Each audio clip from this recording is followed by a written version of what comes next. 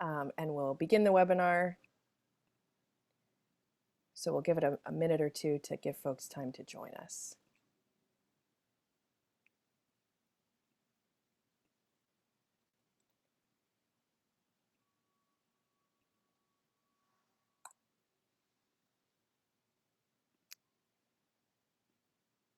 All right, good evening and welcome to tonight's live online author event with Greenlight Bookstore. I'm Jessica from Greenlight and we are thrilled to host tonight's event with Eyal Press presenting his new book, Dirty Work, Essential Jobs and the Hidden Toll of Inequality in America.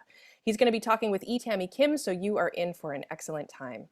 Before we start, I just want to say a huge thanks to Eyal, Tammy, and the team at Farrar, Straus Giroux for making this happen, and to all of you for showing up. Though we're not able to host events in our store spaces right now, our community of authors and readers is still here. We're grateful for your support and for the chance to make space for conversation and connection. Now, just a couple little housekeeping things. In our Zoom webinar tonight, you can see and hear the speakers, but they can't see and hear you. They can see that you're here though, and there are a couple different ways you can interact with the authors and with each other throughout tonight's event, which we highly encourage. The first one is the chat, which you can find by clicking on the icon that looks like a speech balloon. You're welcome to post your comments and thoughts in the chat. It's a great way to show your appreciation for the author and interact with fellow attendees. If you have a specific question you'd like to have answered by the author, please post that question in the Q&A. You'll find it by clicking on the icon that looks like two speech balloons. We'll be pulling questions only from the Q&A to be answered in the later part of the program.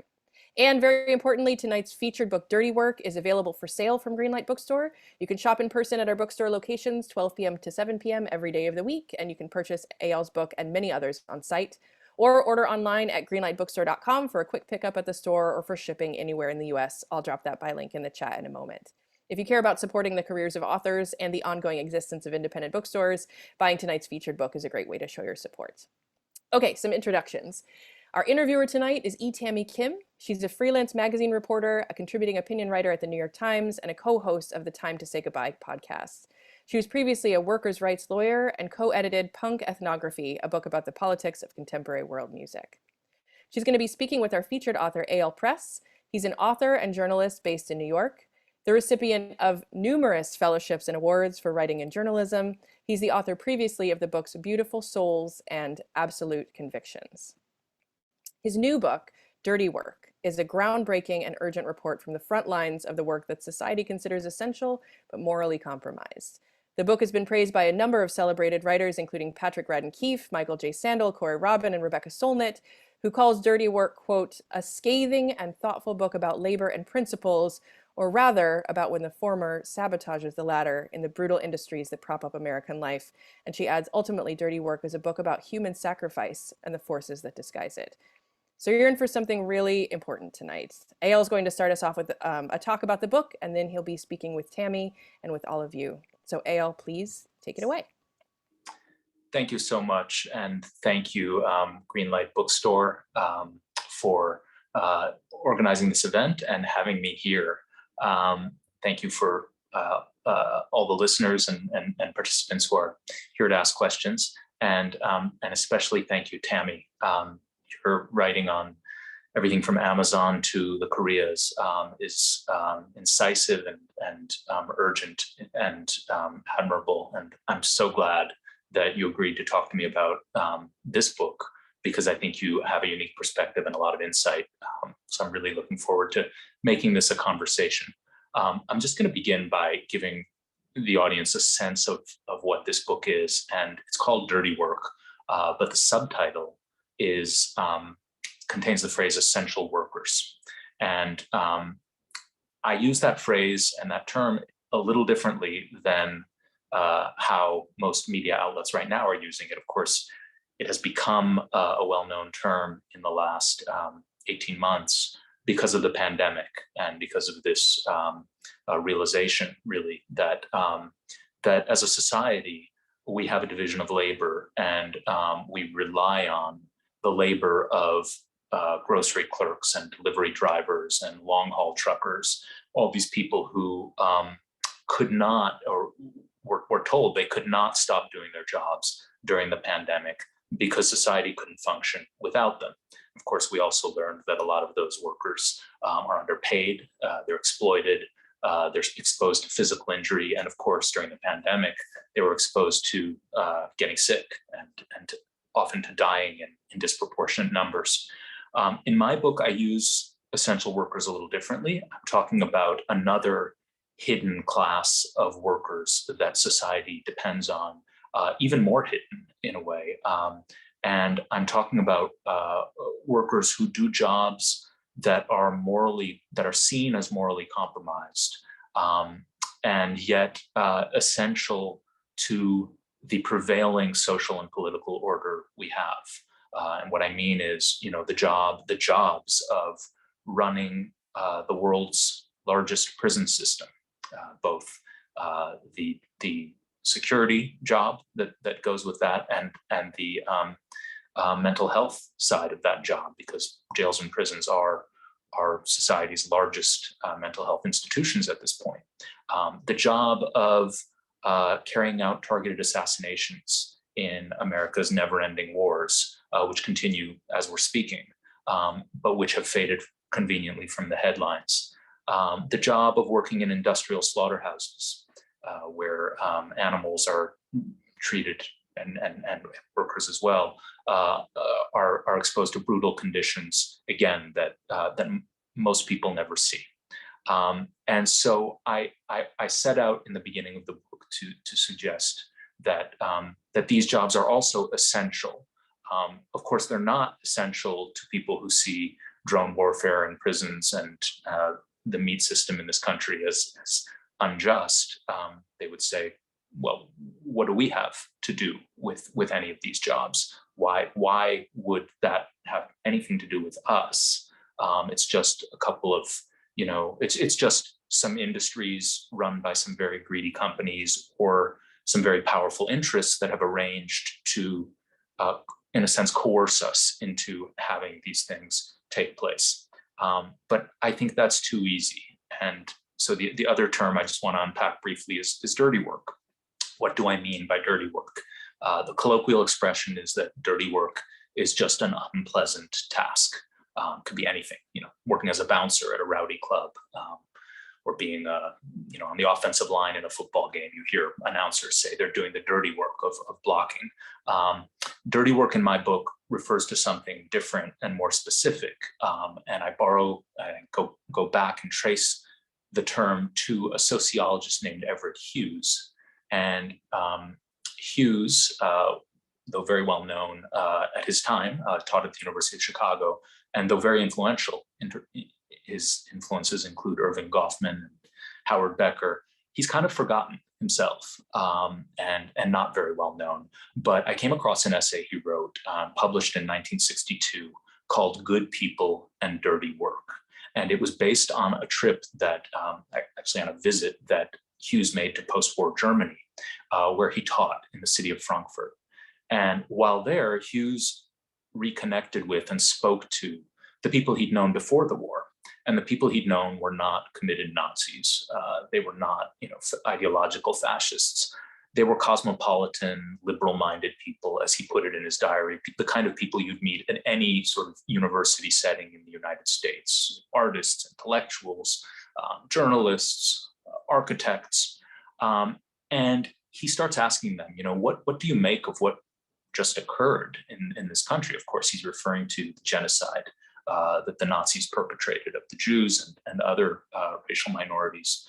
And he's at this architect's house one night, and the architect says to him, well, of course, whenever I hear about this, I'm ashamed for my people, which is exactly what you would expect a cosmopolitan, liberal, good person to say. But then he proceeds to say to Hughes, but the Jews, they really were a problem, and something had to be done about this problem. I'm not saying that what the Nazis did was right, but these people were taking all the good jobs, they were running around in their filthy ghettos and so forth. And Hughes keeps hearing this, on the one hand, on the other hand, response from the good people that he meets. And out of this, he formulates a theory, and he argues that the people who did the dirty work in Nazi Germany were not rogue actors who were just acting at the behest of the Fuhrer, but they were actually agents of society, and indeed of many good people who refrained from asking too many questions about what they were doing because at some level they were okay with it. And so you're thinking, well, okay, this is an interesting essay about Nazi Germany. How does it apply to our world? Hughes, being a sociologist, was interested in identifying dynamics that actually play out in every society. And he was quite explicit about the fact that he wrote this essay not as a sort of contribution to the literature on Nazi Germany, but as he addressed it to, as he put it, his fellow North Americans, to put us in mind of the dangers in our own midst. And he meant by that racial violence, police torture, private lynchings. He mentioned all of these things. And this was, early 1960s, the United States. And he said, here too, in a democracy, we have to ask what kind of dirty work has a kind of unconscious mandate from society. We know it's going on, but it's going on in the shadows. We don't want to hear too much about it. And let's just go on with our lives. And I was fascinated by that concept and that idea. And it's really the starting point, the point of departure for the book. 60 years after that essay was published, what kind of dirty work do we tolerate here? And what does it say about the kind of society we have? And I'm just going to say a very little bit about the first dirty worker, the first person doing dirty work that is in the book, a mental health aide named Harriet Kruskovsky. And she gets a job at the Dade Correctional Institution, which is a prison in Florida. And as she starts working there, she starts to realize that the prisoners, the patients who are entrusted to her care, are getting mistreated and abused. They're being denied meals, they're being verbally accosted. She goes into work one day and she hears about one particular prisoner named Darren Rainey, who was taken to a shower after he had defecated in his cell. And the guards had told her, oh, well, we did this to clean him up. But the nurses at the prison tell her, no, that's not what happened. They did this to punish Rainey. And Rainey, in fact, was locked inside that shower, whose water flow and temperature was controlled by the guards. And the temperature of the water was 180 degrees, which is the temperature of a cup of tea. And he collapsed in the shower. He died. Autopsy photos showed his 90% of his body was covered in burns, all of which was covered up initially. Covered up, I mean that the official report covered it up and said he had no thermal injuries. Harriet hears about this. She learns that it's not unique to Rainey, that this has been going on for a while. Rainey's just the first prisoner to die there. And she says, as she said to me, she said to herself, someone has to report this. But she does not report it herself. And none of her fellow mental health staffers report it. Why don't they report it? Because they are beholden to the guards in that facility for protection and security themselves. And in fact, earlier, when Harriet had started to question some of the abuse she was seeing, she complained when some of the prisoners weren't allowed into the rec yard, which was their only access to open air. She would go into the rec yard and find herself suddenly alone. The guard who was supposed to be there was gone. And on one of these occasions, she was actually assaulted and threatened and felt she could well have been, anything could have happened to her. So she got the message, which is the message all these mental health aides receive. Don't defy security in this institution. We run this place, you don't. And so she lives with the knowledge that she's allowing this abuse to go on. And as I say in the book, this is, although it was an extreme case and a truly graphic and horrifying case, it's by no means a unique situation, because again, we have turned jails and prisons into our largest mental health institutions. We have, in a sense, solved a problem. The problem being that we don't provide adequate mental health services, public services, for people in this country. So effectively, you have criminalized both poverty and mental illness, especially the intersection of the two, race, poverty, and mental illness. That sort of combination is vastly overrepresented in our prison system. And what you get is systemic abuse that is dehumanizing, not just, of course, to the prisoners, but also to the staff, putting them in situations where they are making decisions that go against any kind of ethical code for a provider of care. So that's how the book opens. I'll say more maybe as Tammy and I have a conversation together. Thank you so much for that, Eyal. That was terrific. And thanks again to Greenlight, my neighborhood bookstore, and to FSG for putting this event together. Please, as Jessica suggested, if you are listening in, insert your comments into or questions into the chat and Q&A, and we'll get to as many audience questions as we can. Eyal, maybe we could back up from Harriet even a little bit, and you could talk about how this book came together. Was her reporting on her story sort of the motivation to do it? I certainly see continuities between this book and your previous two books. Your first book, very personal account of your father as an OBGYN who also provided abortion services, being stuck in the abortion wars. Your second book, Beautiful Souls, about people who, under extraordinary pressure and very difficult times, went with their conscience, went against the grain of the sort of moral consensus around them. In that sense, this book is sort of like a mirror image at times of the characters in that book.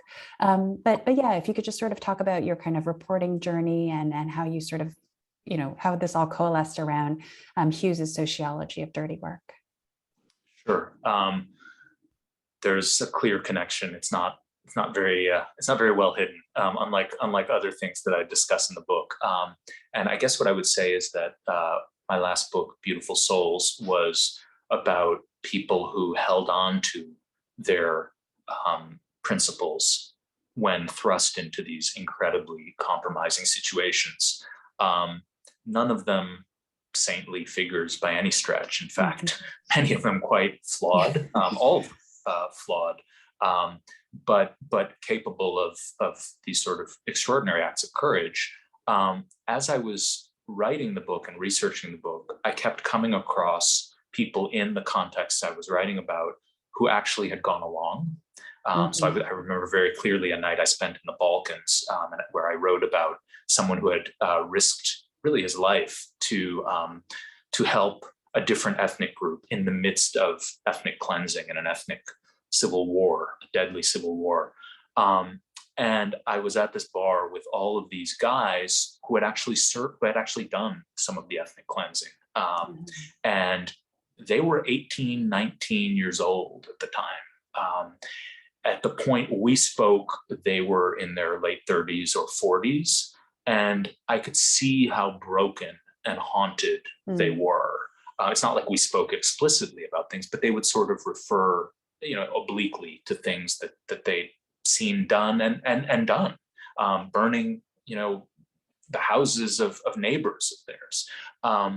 And on one level, I felt an impulse to judge them because of their culpability. You can't escape the fact that they did what they did. On the other hand, I felt, how different would I have been in their shoes? So I got kind of hooked on that question repeatedly as I was kind of going through writing about these people. And I guess I felt like I wanted to write about the people who do dirty their hands because they're more common.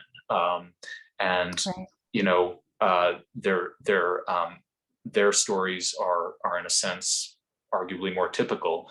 But I also felt like and particularly as I started thinking about America and the United States and who is placed in the positions of being in these kind of dirtying jobs that are stigmatized, that stain you in some fundamental way. How do we organize that work, and who are the people who do it?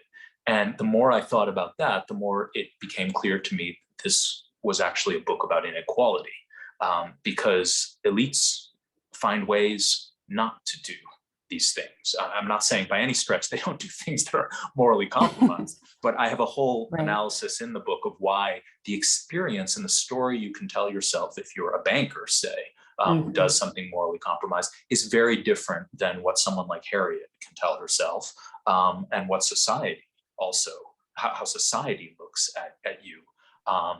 So it became a book about kind of, and Hughes himself asked this question, we have to ask, who does it? Who are the people who end up doing this? So I went back to that, and kind of this became very much a book about racial divisions, about class divisions, about geographic inequality. All of those things play into how dirty work is organized and who does it. Mm-hmm. Yeah, I think that's so interesting that in a way there's a sort of pivot from, kind of moral analysis to almost a kind of labor-based analysis of these characters of this world. I'm wondering, as you talk about class and geographic divisions and the opportunities that people have, and so much of this reporting was obviously done before the pandemic, but inserting our sort of our now kind of common universal parlance around essential work.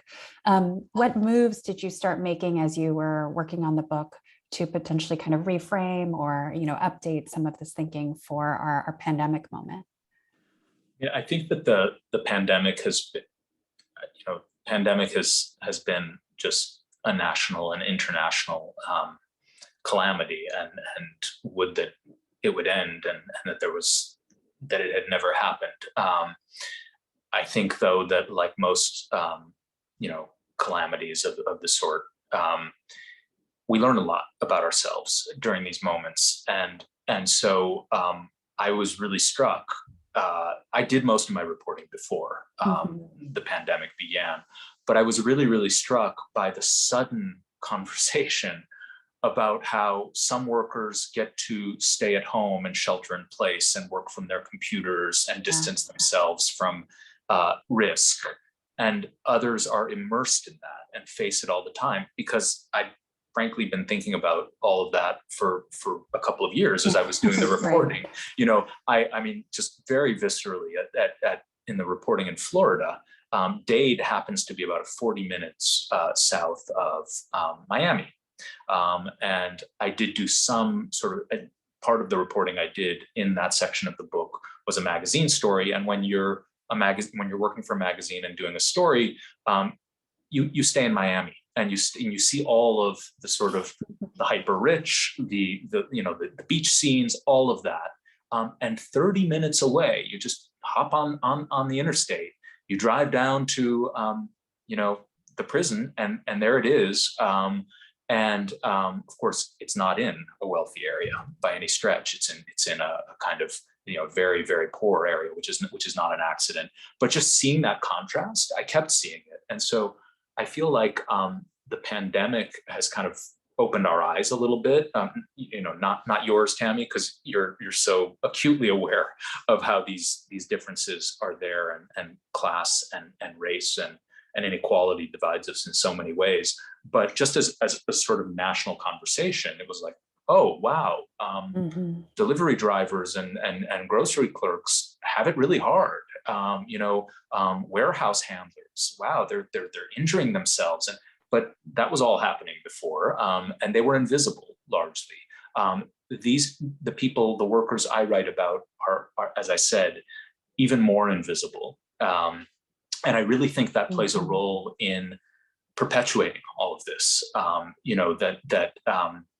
There's a very kind of convenient geography and division and moral division of labor in this country that can enable you to, do exactly what sort of Everett Hughes mockingly suggested of these cosmopolitan people. He called them passive Democrats, which is that they have a very nice sense of their own ethical compass, but at the same time they don't ever really do anything, and they don't ever feel implicated. Yeah, thank you. I felt very challenged reading your book as a labor reporter, someone who reports a lot on workers' rights, because I think in the sort of labor reporting tradition, there is a tendency to make heroes, sort of unvarnished heroes of workers, because they do so much and their stories are so compelling, but potentially without so much nuance, and I think, as Tamsin Shaw noted in a beautiful review of your book today in the Times, your book is really characterized, and your work generally, your journalism generally, is characterized by a complete rejection of that framework of sort of this binary of good and bad, of angels and demons. And here we just have every single, as she says, gradation of good and bad. Everybody is morally compromised in these particular ways. So I think I think all labor journalists should read this, because I think, you're getting into so much of, what do these workers go through as they're making their own moral decisions. And then on the outside, as we're looking at them, depending on their labor for our meat or for our oil, we are also simultaneously judging them. I'm wondering if you could say a little bit about your kind of approach to this analysis, because on the one hand, in this recognition that poor people may have limited choices and may go into industries that are compromised in these particular ways, you also don't want to strip them of their own volition. I mean, certainly they're thinking through this. They have their own moral responsibility to their systems of, religion or whatever spiritual guidance. So how do you go about that as a reporter? Again, you don't want to make an angel of them or a demon of them. You don't want to make them completely socially determined, but you want to acknowledge those social determinants. I think a lot of what I tried to do in the book is allow the people I meet to speak in their own words. So rather than me judge Harriet and say, "Oh, she's an accomplice to all of this," I just let her say, how tortured she was. I should say, by the way, that as the price of her silence, she fell into a depression. She stopped eating. She lost her hair. There were other members of the staff I spoke to who viscerally, some of them cried, just remembered incidents they'd seen of abuse that they turned a blind eye to and didn't say anything about because they felt they needed their jobs. Now, by no means are they or really anyone in the book, blameless. They say themselves, and in none of the situations I'm writing about, I do say that the people I'm writing about have more limited choices and opportunities than society's privileged and powerful. I think that's incontestable in every case I look at. But that doesn't mean they don't have choices. I mean, they do have choices. If you take, for example, the slaughterhouse that I look at, the workers there, most of the workers I interviewed were undocumented immigrants from Mexico. And why were they working there? Because it paid $13 an hour. They could do cleaning jobs or work at Chick-fil-A or do other jobs in this area. One of them did work at a university cafeteria, but it paid $9.50 an hour. They wanted that extra money. It meant something to them. Now, at the same time, it was a demeaning and difficult job in so many other ways. But I just wanted to go back to the kind of judgment side of it.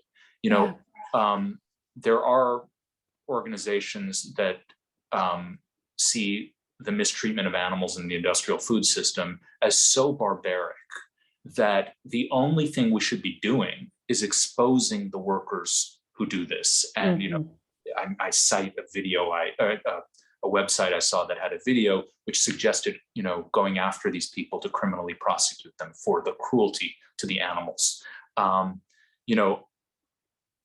think that's wrongheaded in that case. It is, and I think a lot of people who are activists now around food issues see that there is an equal and related issue connected to the mistreatment of the workers. These are not two separate things. Right. But in a way, that example and the example of people who work in the prison system,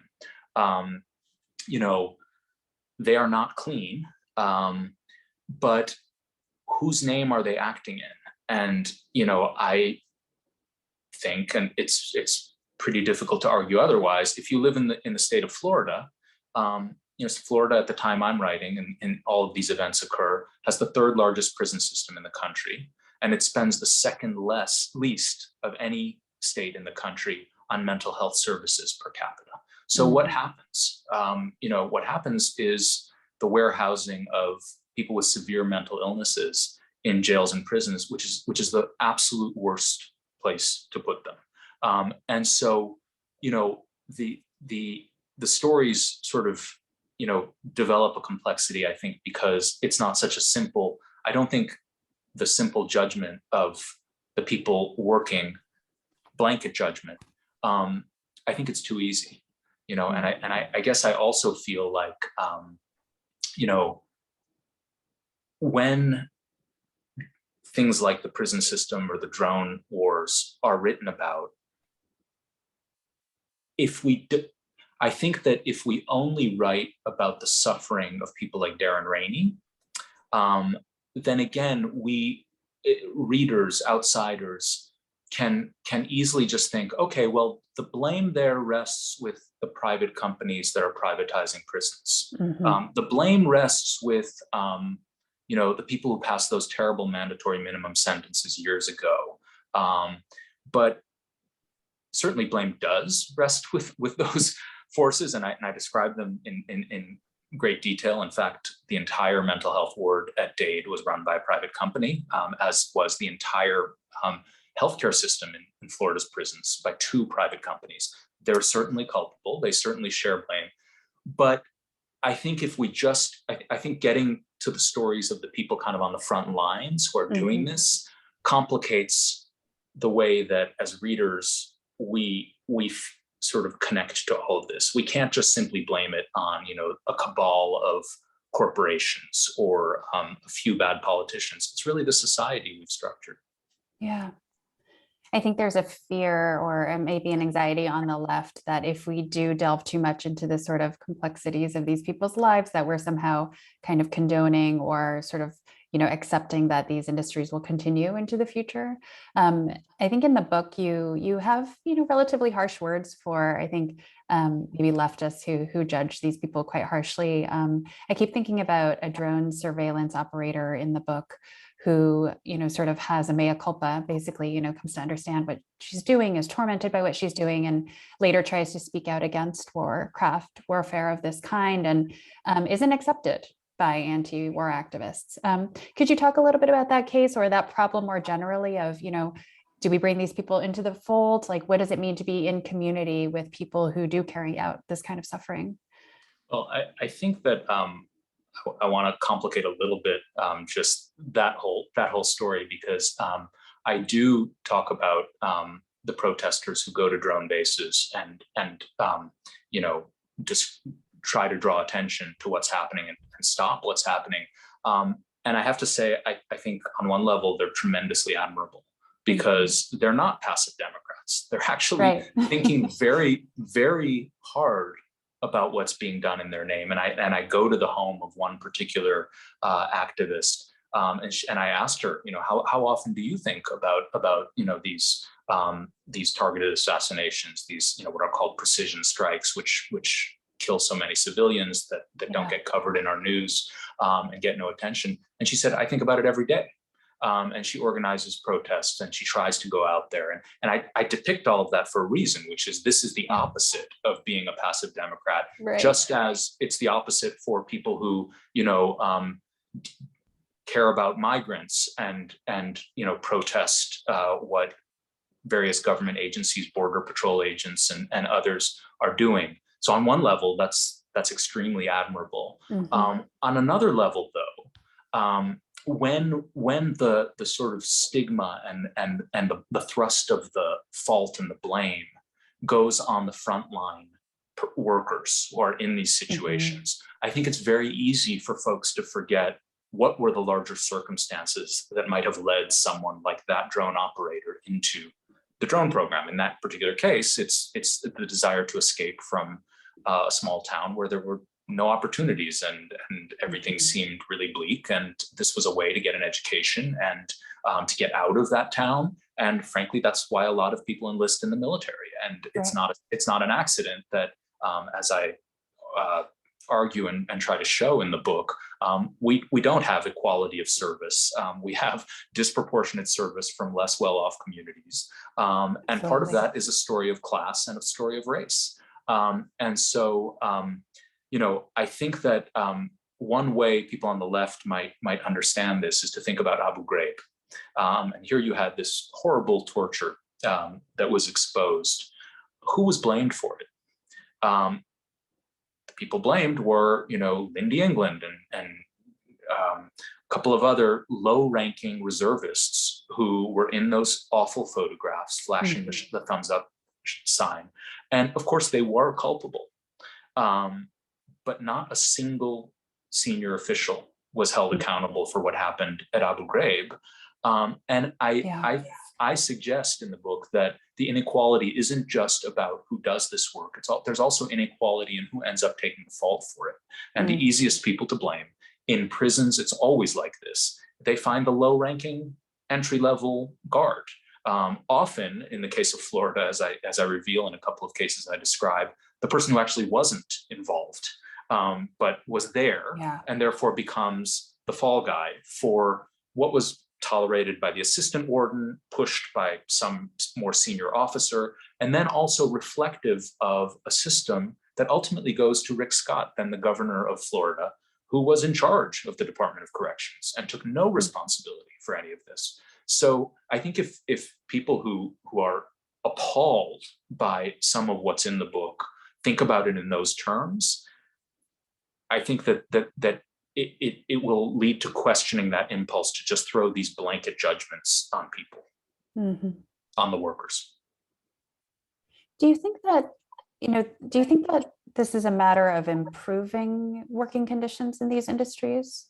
I mean, maybe that's a clearer question with regards to, say, slaughterhouses, or, which I think, although, certainly there are people who are against the consumption of meat or treatment of animals in this particular way.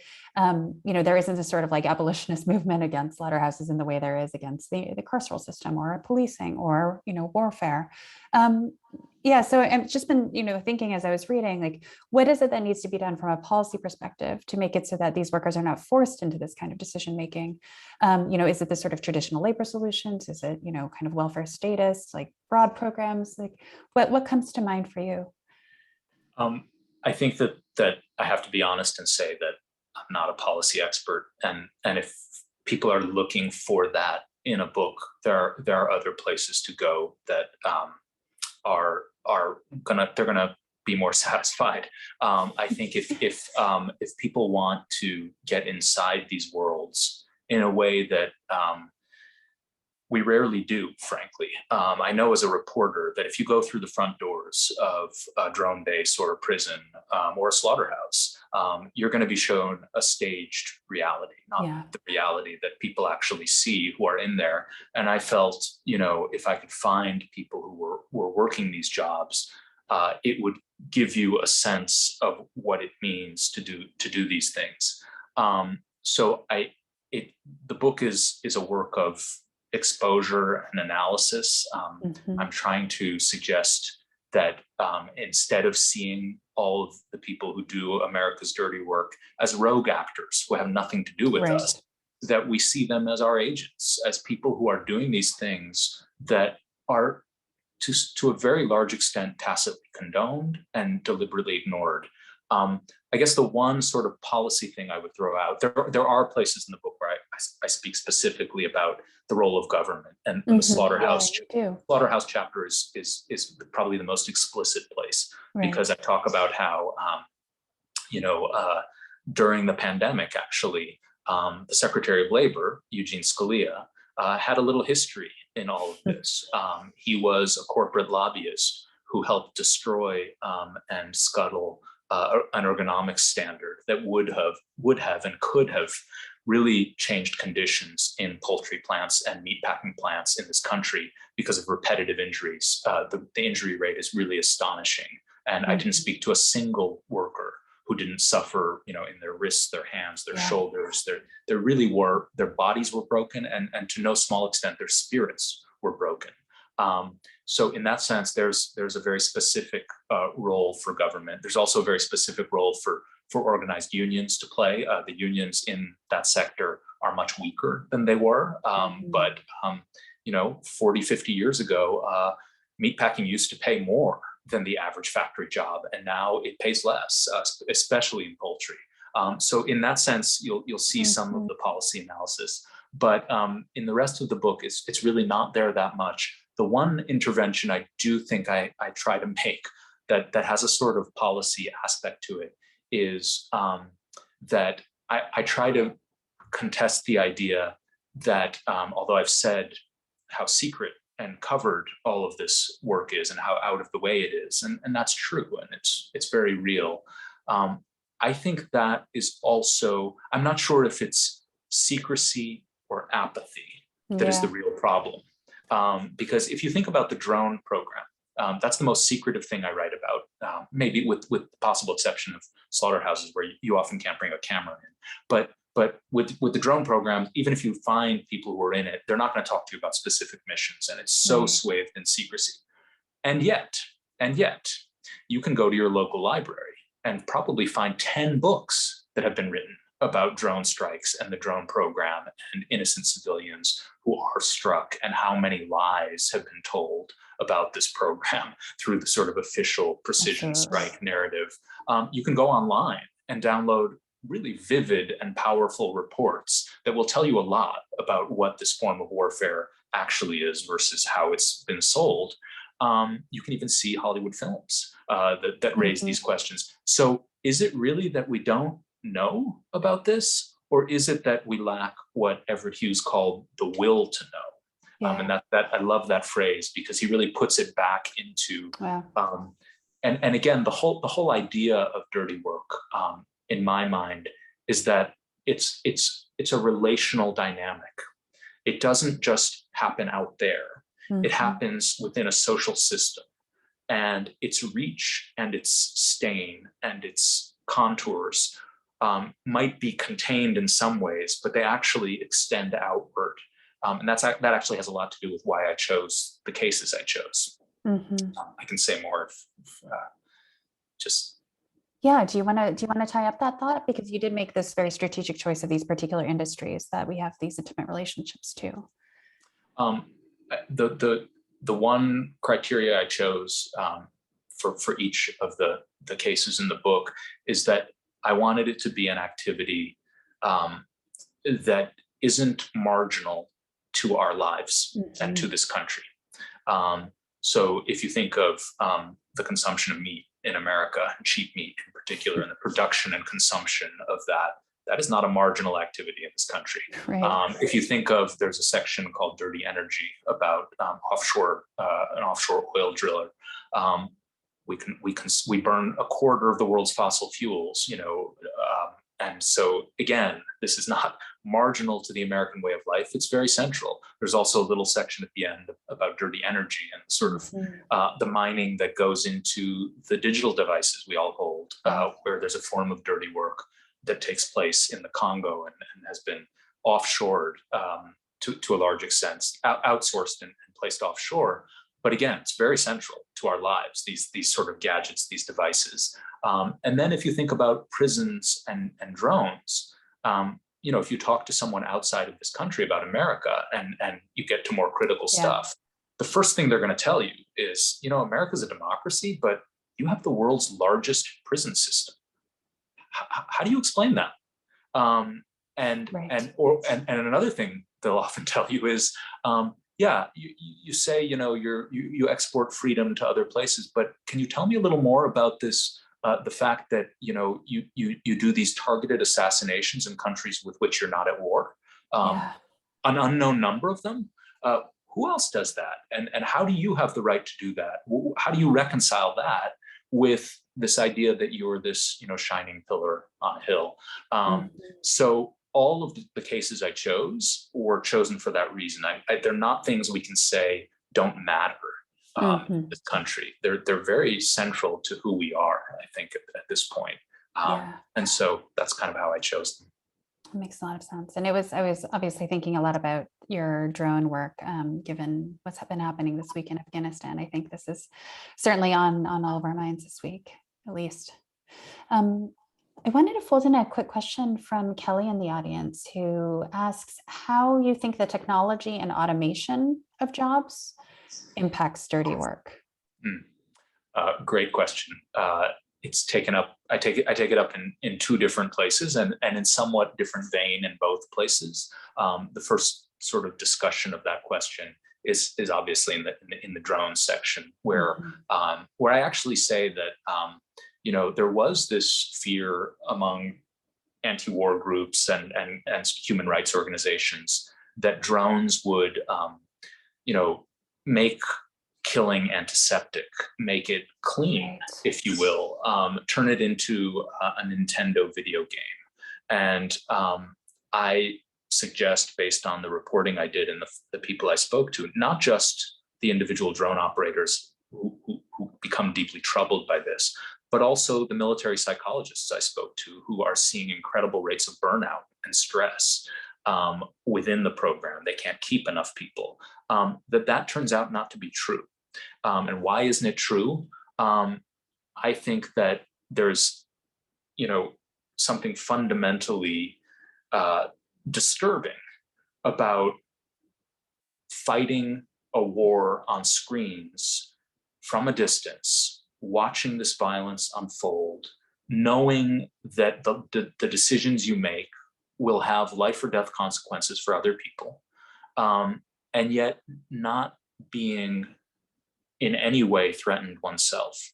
And you will hear military people in the book that I quote saying, when you turn a soldier or a trained fighter into, when you eliminate entirely 100% the risk on one side, you turn a soldier into an assassin. They literally say it like that. And so much about how war unfolds is about, and the sort of aftermath and the kind of psychic toll that it takes on the people in the war, is about the explanation and the story you can tell yourself afterwards about what happened. So if you think about Vietnam, or you think now about Afghanistan, this is very much the case with Chris Aaron, the first drone operator I write about. What led to his disillusionment and distress was actually going to Afghanistan, where he thought all of these high targets had been hit by drones and therefore America was winning, and seeing that no, that wasn't the case at all, to the contrary. And that doubt that crept in sort of created this, there's a book by Jonathan Shea who coined the phrase moral injury. And he argues that it begins with betrayal by society and by one's commanders of what your mission actually was. Right. This is in the context of Vietnam, but if you think about it in the context of Afghanistan, it's very similar. So anyway, to get back to the technology question, I don't think technology eliminates the sort of the potentially morally troubling aspects of what people are doing. On the other hand, I think it can, the automation that I speak about later in the book is about things like, high-tech companies, Amazon, Google, and others, who are helping to automate, fossil fuel drilling. And finding reserves under the ocean. There's an article I came across called "Automating the Climate Crisis." There's a former Google worker I interview, Laura Nolan, who quit actually because she found out that a program she was being tasked to participate in was a deal with the Pentagon, and it actually had to do with drones and with improving what the video footage. And she was horrified. Nolan lives in Ireland and just thinks this is unethical. You can't do this. And there, I think that as she herself told me, she wasn't the person who was going to be watching the bombs hit. She was really removed from it. And as she described it, and as I think others described it for me, tech workers, very rarely, it's so segmented and there's so many layers of distance that you can very easily compartmentalize. And I think in that sense, technology does play a very direct role in kind of removing people from thinking about the consequences of their actions. Speaking of big tech, Susan in the audience has a question with regards to basically American style capitalism and the sort of priorities of this country, which tend to be very, sort of corporatized, business oriented. I mean, given the sort of what she calls a cost benefit analysis mindset of this country, how do you think the U.S. can deal with the inequities that are highlighted in your book? So I think that I hope that, and I think it came across, I'm very grateful for that review you mentioned. And one of the things I'm most grateful about is that it ended by noting that this is not a despairing book. It's very visceral about the ugly things that are going on, but it's not, I don't say, and I don't believe that the dirty work I'm describing is immutable, that it's some sort of structural reality that can never change. And in fact, in all of the particular examples I'm looking at, a lot has changed. So the mass incarceration was not even on the map as a negative thing in this country politically 15 years ago. It took Michelle Alexander, it took organizing and activists and public conversation for years to just get us to the point to realize, my God, look at what this has done. Look at what it's done to African Americans and communities of color. Look at what it's done to poor people. Look at what it's done to people, the mentally ill. We're still not fully, I think there's a great deal that's left, including looking at the conditions of incarceration, which I think are still largely ignored and out of the conversation, but a lot has changed. And then if you think about inequality was not on the map. I mean, when I started out in journalism in the 90s, this was the neoliberal, summit, and America was the model for the rest of the world. Europe had to get with it and be more like us. It took Occupy Wall Street. It took, an enormous amount of time and energy and work to get conversations going about, to get the phrase, the 1%, the 99%, to have people sort of state what is had been staring us in the face for years. So in that sense, I think there's a lot that can change, and none of this is sort of etched in stone. I think with inequality, the contribution I'm trying to make is to suggest that it doesn't always take material form. So we have a conversation about inequality of wealth, inequality of wages. We don't have a conversation about inequality of stigma, inequality of morally degrading and defiling jobs that will destroy your dignity or lead you to suicide or lead you to hypertension and divorce and alcoholism. All of the things that show up in the book. Those things are really hard to measure. They're really hard to capture. They're so sort of privately held in so many places that they get sort of washed out. But I think if you think about what actually lends meaning and dignity to people's lives, those things are really crucial. That's the contribution I'm trying to make. I'm suggesting that there isn't just economic inequality, there's moral inequality. And there's a sort of conversation we should be having about how we have organized the most, troubling industries and activities in our society so that they're out of the way of the elites. The elites don't have to do them, they don't have to see it, and they don't have to feel implicated in it. Yeah. Thank you. I invite the audience to continue asking questions. We probably have time for a couple of more, but while we're waiting, I will throw in one more of my own, which is, I'm curious, I think, in the discussion of sort of dirty work, bringing up kind of war and prison work seems, natural isn't quite the right word, but seems more, I guess, like well accepted maybe than sort of like ecologically dirty work.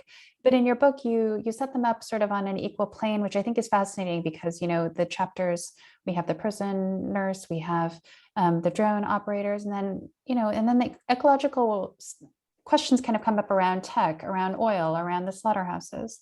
And I think in this day and age, given where we are with accelerated global warming, obviously, and for young people in particular, this is very much of our minds of this is what is dirty. This is what is the most sort of morally compromised thing, because this is the thing that is the most existentially threatening to us. Can you talk about folding in that sort of ecological analysis or, kind of putting that sort of, I guess, environmental violence against the human violence? Yeah, I mean, I think that, so I try to define dirty work, as I say in the beginning of the book, that it's work that causes substantial social harm, either to people or to non-human animals in the environment. I'm not making a judgment about whether those things are equal. I have my own views about that, but I don't think at this point that we can ignore those kinds of harms. And that's a good thing, I mean, we're too late, we're too inadequate on so many levels. And actually I was thinking, I was scrambling as I was sort of trying to close the book, and the administration was shifting. What was I Yeah. going to say about something like there's a section about energy and oil drilling and fracking and all of that? What was I going to say, given that I'm not able, I didn't have a crystal ball. I didn't know what the Biden administration would do. And before I closed the book, Biden actually said climate change is a national security priority. So here was this, big change. People like Bill McKibben were very encouraged. Yeah. Last week, I believe, the Biden administration was pressuring OPEC to increase production. They don't want prices of oil to rise. That is what Adam Tooze, the historian, called that's middle-class foreign policy. Serve middle-class consumers in the short term because they're important and they're voters and we need their support, and to hell with the environment. Yeah, we care about the climate, but when it ultimately comes down to it, we really care that people don't have to pay more at the pump. And I think that there is in the book a sort of a real critique of kind of politics that starts and ends with consumer choice, and certainly with politics as practiced by the Biden administration that is designed solely for consumer interests. Yeah, very striking example. Thank you. I think we have time for one last question. This is from Anonymous. Could you expand on your idea of moral inequality as it relates to actors and agents and complicit people in relationship to one another? Sure. So, I think that the sort of premise of the book is that we have a society that has turned things like stigma, and shame, and guilt, and corroded dignity in the workplace and in these environments, that has made it more likely for some people to suffer those things and experience them and live with them than others. Just to take the example of stigma, I talk at one point in the book about after the 2008 financial crash, there was a lot of talk about how bankers were going to be stigmatized, because they were responsible for this. And, there were articles about, who needs Wall Street in mainstream glossy papers. Wow, what a terrible thing it must have been to feel like as a banker at that moment. But I go back to a classic text about stigma, actually written by Irving Goffman, who was influenced by Everett Hughes. It's a wonderful little book. It's very short. It's called Stigma, Notes on the Management of a Spoiled Identity. And one of the things that Goffman says about having a spoiled identity is that it reduces your life chances, right? You basically become not a whole person in society. You are seen as lesser. How many bankers were actually live with a spoiled identity in this country? I would argue very few. And as evidence of that, when the government started regulating, or at least proposing to regulate Wall Street afterwards, there was not this sort of, oh, we're so ashamed, we can't show our faces. There was indignation. How dare you tell us how to do what we do? We do the most important remunerated jobs there are. And I think that stigma is fundamentally mediated by power. So if you have money, if you have, the kind of wealth and accrue the kind of influence and success that bankers do, it's very easy to manage stigma, as opposed to being a slaughterhouse worker, to being an undocumented immigrant who's put through the degrading conditions I describe in that chapter. So that's kind of an example of moral inequality as I see it. Yeah, I thought that was very helpful. Thank you so much for that. I unfortunately think we're out of time, but I want to thank the audience for their incredible questions, for the generosity of Greenlight and FSG in setting this up. Please do purchase Eyal's new book and his previous two books, but this one in particular, it's really fantastic. Like I said, it was very challenging and touching to me. I think you'll really enjoy how elegantly it's put together as well. We haven't even gotten into matters of style, but it's excellent that way as well. Thank you, Eyal, and we'll turn it back over to Jessica at Greenlight. Thank you so much. I just wanted to say thanks once again to Tammy and to Eyal. Thank you so much for this amazing conversation. And thanks to everyone for joining us tonight. I've dropped the buy link in the chat for Dirty Work, which you can get at Greenlight anytime. Thank you both so much and have a great evening. Thank you. Good Good night. night. Good night.